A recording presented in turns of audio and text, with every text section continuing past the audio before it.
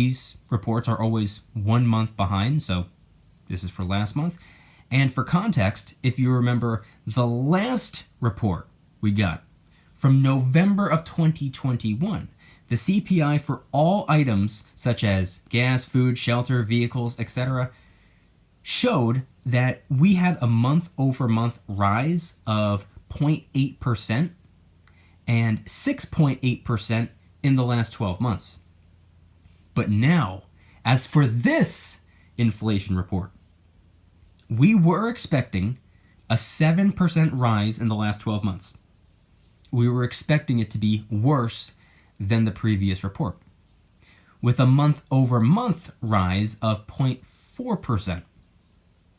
But by looking at the report, we can actually see that we ended up with the 7% in the last 12 months as expected, and 0.5% month-over-month, just a hair higher than expected.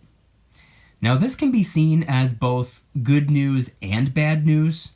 It's bad news because inflation is continuing to surge. It's pretty evident.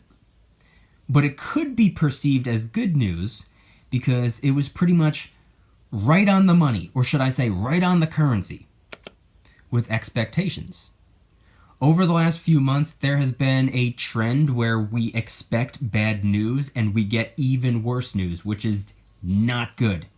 But this isn't perceived as too bad because it wasn't as bad as we expected it to be. Side note, does anyone else find it sad that we've gotten to a point where we're just expecting bad news, and then when we get it, we're just happy that it wasn't worse?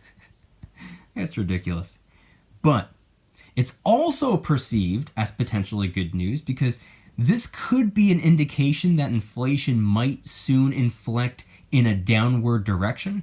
Remember, we still don't know 100% if inflation is as terrible as it's been, mainly due to all of the currency printing that they've been doing, or if supply chain issues are the primary component to blame.